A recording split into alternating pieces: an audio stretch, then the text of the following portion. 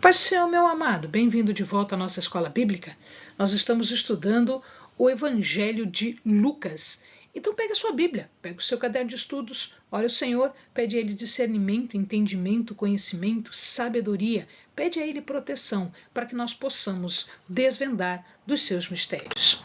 Continuamos a falar do ministério do Senhor que está se encaminhando para Jerusalém, vindo da Galileia.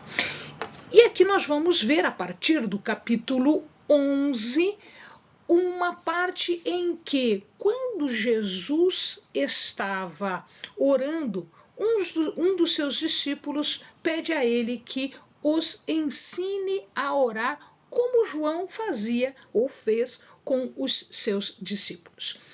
E aí Jesus ensina a oração que é conhecida como a oração do Pai Nosso.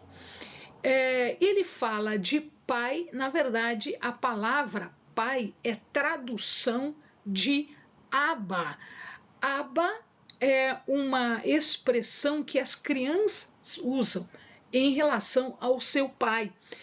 Abba quer dizer paizinho. Então, quando nós dizemos Abba, nós estamos dizendo paizinho. Paizinho querido, paizinho. É um nome que implica carinho, né? É como uma criança se dirige ao seu pai.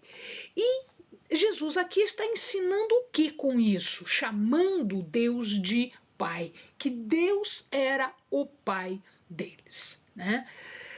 E ele diz: santificado seja o vosso nome.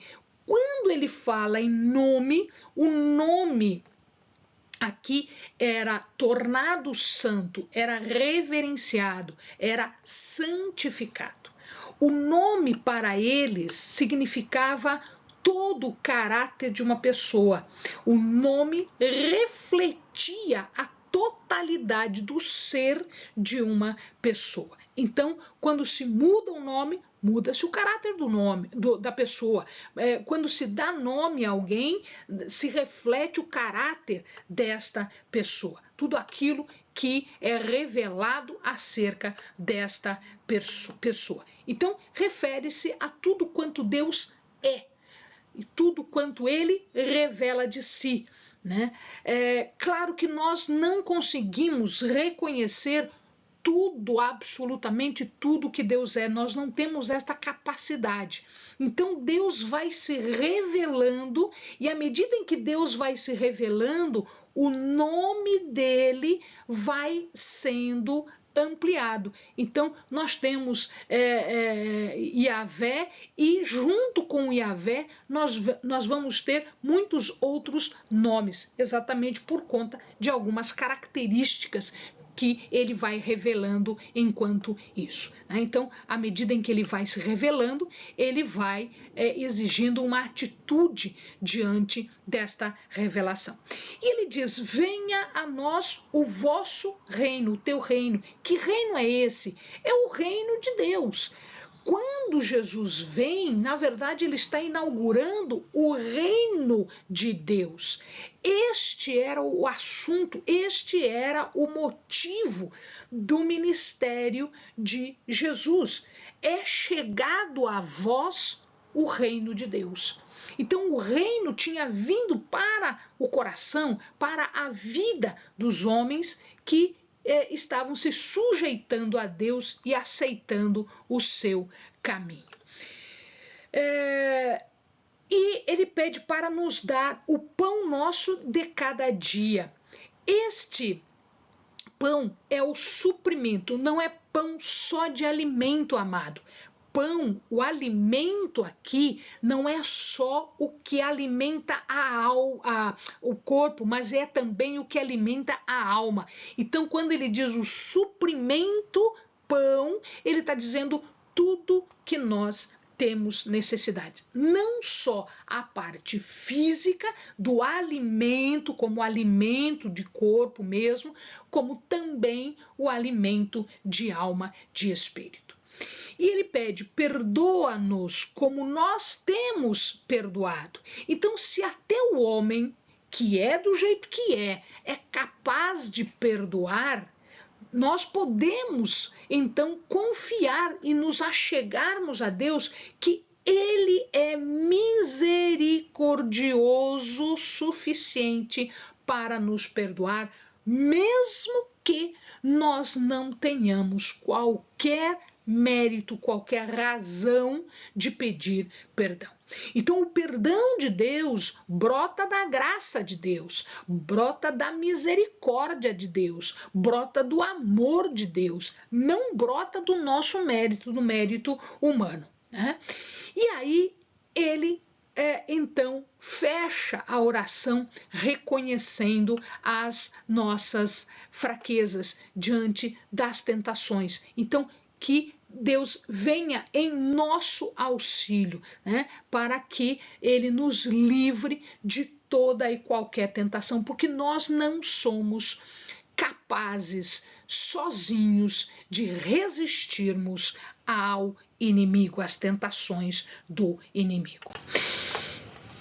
E ele continua com o assunto de oração. Ele continua com isso, ele continua dando um exemplo. Em verdade, ele está falando de uma parábola. De novo, mais uma parábola. Então, ele fala de um amigo que de noite, quando tudo já está fechado, quando tudo já não está mais ativo, ou seja, está todo mundo dormindo, o amigo vem, bate na porta, porque um amigo dele veio de madrugada, muito provavelmente ele saiu muito tarde e acabou chegando de madrugada na casa do amigo e ele quer, então, hospedagem. E o amigo ficou sem pão, ficou sem alimento para dar ao seu amigo. E aí ele busca pão, se socorre no vizinho para buscar pão para o seu amigo. E ele disse 3 pães bastariam, não precisa muito pão, 3 pãezinhos é suficiente. O que acontece quando o amigo é acordado pela batida insistente do vizinho, do amigo vizinho? Ele diz, eu não vou levantar porque está todo mundo dormindo, né? Eu não tenho como, os meus filhos estão dormindo. Tá, e aí você fica pensando, mas como assim? O que os filhos dele têm a ver? É que a casa era assim, como eu coloquei nesse esqueminha aqui. Olha lá, então a casa era uma casa pequenininha, e ela estava dividida em 3 partes. A parte de baixo era a parte do dia a dia. Era a parte onde, inclusive, os animais ficavam. Os animais ficavam ali para ajudar a aquecer a casa e serem protegidos de amigos do alheio que viessem roubar-lhes alguma coisa. Então, ali dentro tinha todas as coisas, né? A cozinha ficava ali, o local onde eles ficavam, tá? Então, aqui, ó, todo fechadinho, com 1, 2, 3 janelinhas lá em cima e uma porta. Então, o que ele fazia? Ele colocava os animais para dentro, fechava a porta e todo mundo ia para cima, num segundo lugar, num segundo piso, e eles dormiam aqui em cima. Havia um terceiro lugar? Sim, havia um terceiro lugar que era essa laje de fora onde eles colocavam colheitas, enfim, às vezes até tinha um quartinho ali para algum hóspede, para alguém que estivesse de viagem. Então, assim, quando esta porta estava fechada, os animais já estavam aqui dentro, as crianças já estavam dormindo, ia ser um atrapalho, ia ser um caos mexer com todo mundo para levantar, para pegar um pão para o vizinho, para o amigo. E aí, o que Jesus diz? Bata, inste, peça, né? Deus vai fazer, olha lá, 11:9, pedi e dar-se-vos-á, buscai e achareis, batei e abrir-se-vos-á, pois qualquer que pede recebe, quem busca acha, e quem bate abrir-se-lhe-á. Então aqui, amados, o que Jesus está dizendo? Que Deus deseja nos dar. A oração tem que ser persistente. ela não é respondida agora, por alguma razão ela não é respondida agora, mas continua pedindo, continua pedindo, continua pedindo, continua pedindo, naquele espírito da oração que nós vimos no slide passado. Agora há pouco, na oração que nós fizemos a Deus, nesse mesmo espírito. Persistência de oração. E ele continua a pedir, buscar e bater. Estas atitudes de buscar e bater e pedir são atitudes de persistência.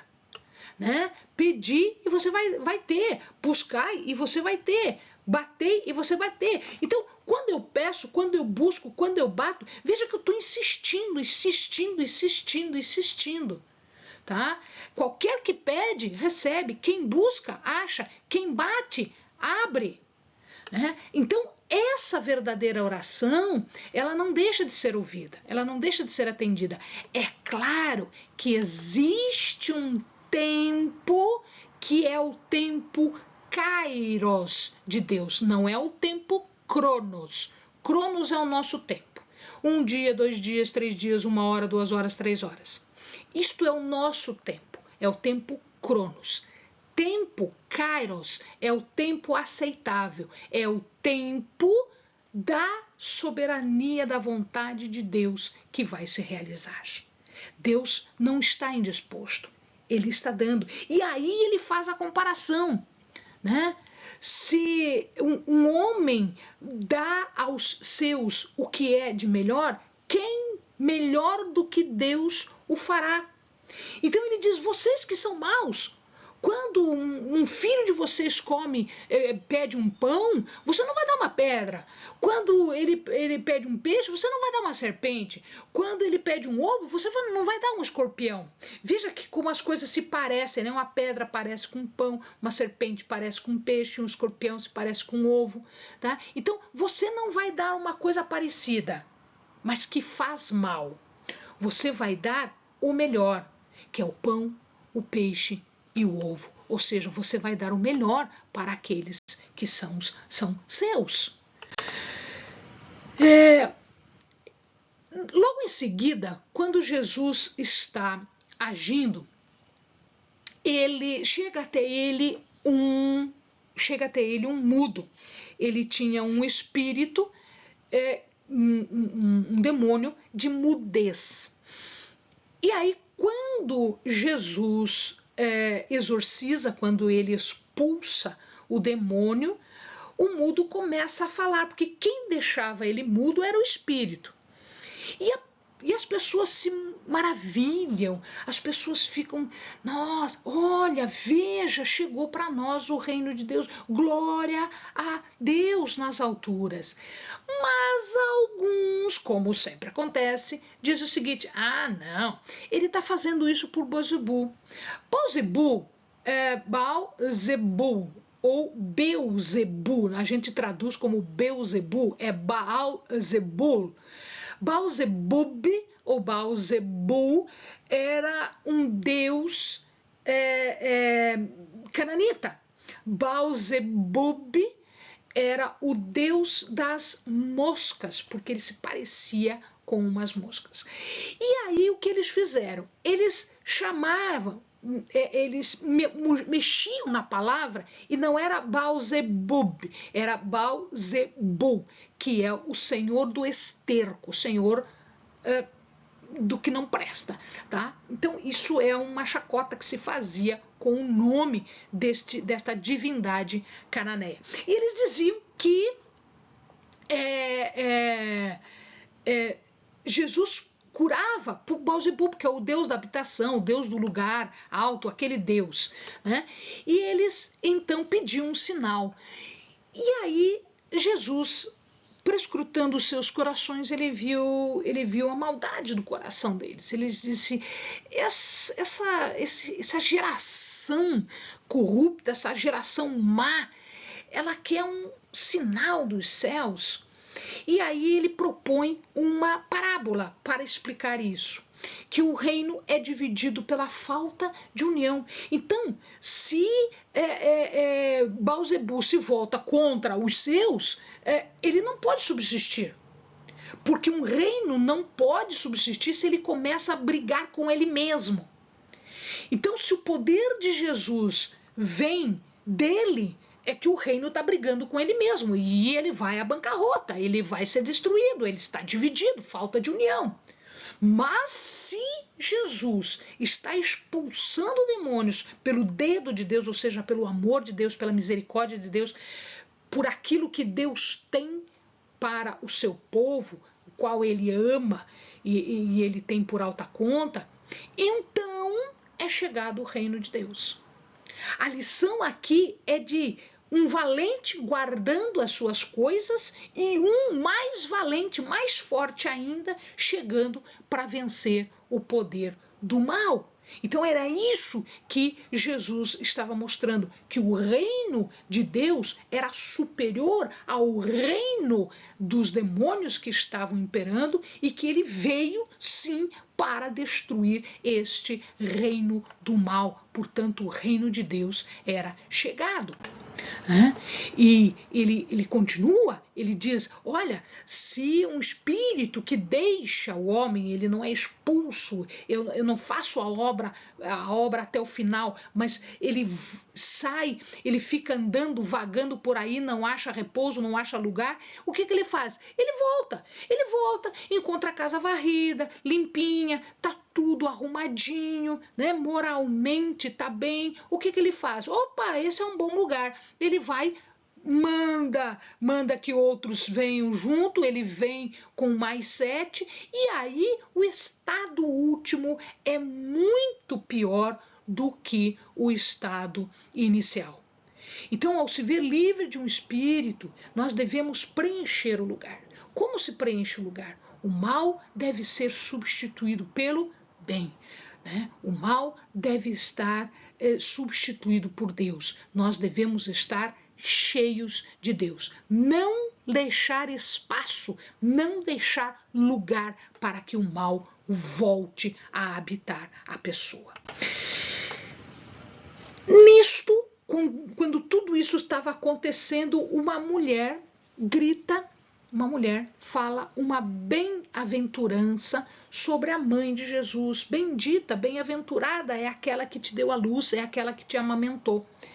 E Jesus disse, existe uma bem-aventurança maior ainda. Veja que ele não está rejeitando a mulher. Ele está aceitando a palavra da mulher, mas ele está dizendo, olha, existe coisa mais importante ainda do que isso. Porque nem só ela pode ser bem-aventurada, outras pessoas também podem ser bem-aventurados. Quem pode ser bem-aventurado? Aquele que tem um relacionamento com Jesus. Não um relacionamento físico como a mãe dele, como a família dele, mas um relacionamento de comunhão, de atitude para com a mensagem e a palavra de Deus. Então, todos nós podemos ser bem-aventurados se nós estivermos em comunhão com aquilo que prega Jesus, com aquilo que é hoje a mensagem do reino de Deus para nós. O que importa, amado, é ouvir e guardar a palavra de Deus. A estes que ouvem, guardam e praticam a palavra de Deus, Jesus tem uma bem-aventurança. Bem-aventurado é aquele que ouve, é aquele que guarda, é aquele que realiza a palavra de Deus. Finalmente, como eles estão querendo um sinal, ele diz, geração corrupta, vocês querem um sinal? Amados, que mais sinal eles querem?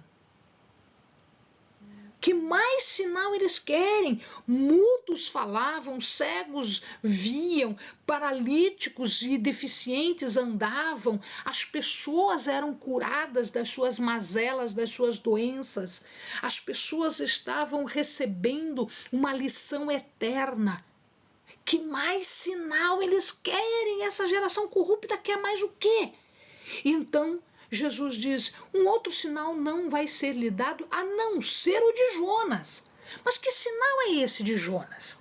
Querido, nós temos vídeos sobre o livro de Jonas, já está gravado, já está disponível para você, é só você buscar e assistir. Jonas tinha recebido uma ordem do Senhor para ir a Nínive pregar. Ele não quis, ele fugiu. E aí, durante uma tempestade, ele foi lançado ao mar e Deus manda um peixe, que ele não diz que é baleia, mas que é um peixe, que engole Jonas. E depois, quando Jonas reconhece o seu pecado, ora ao Senhor no estômago do bicho, do peixe, o Senhor manda que o peixe vomite Jonas no continente. E aí, dá-se a palavra de novo, vai lá e faz o que eu tenho que te dizer, o que eu tenho que fazer para eles, e ele vai. E os ninivitas se convertem. Mas ele fica 3 dias no ventre do peixe. Então aqui ele está dizendo o quê? Ele está dizendo que lá na frente ele vai morrer, vai ficar 3 dias, tá? Para salvar aqueles que já tinham morrido antes, para buscar aqueles, levar a boa nova lá onde eles estavam, tá? Em 3 dias. São os mesmos 3 dias do ventre da baleia. E daí ele seria, então, ressurreto, tá? Este era o sinal. E aí ele fala da rainha do sul, a rainha de Seba. A rainha de Seba veio sozinha, veio atrás da sabedoria de Salomão. Ela veio ouvir a sabedoria de Salomão. Esta ação que estava acontecendo agora, esses milagres todos, eram muito maiores do que o que aconteceu com Jonas, do que aconteceu com a rainha de Seba. Ali estava quem era maior do que Jonas, quem era maior do que Salomão. E então acontece uma comparação. Os ninivitas ouviram a pregação de Jonas e se converteram. No julgamento final, estes ninivitas que se converteram vão ser chamados como testemunhas contrárias ao povo que estava ouvindo o próprio Jesus e não se converteu. No dia do julgamento, a própria rainha de Seba seria chamada para testemunhar contra eles. E ali estava, meu amado, quem era maior do que Salomão, quem era maior do que Jonas, porque ele havia feito mais do que um e do que o outro. Eles não correspondiam à sabedoria e à chegada aos ensinamentos, à chegada do reino de Deus. E isto seria colocado diante deles como testemunho contrário a eles. Amém, amados? Bons estudos.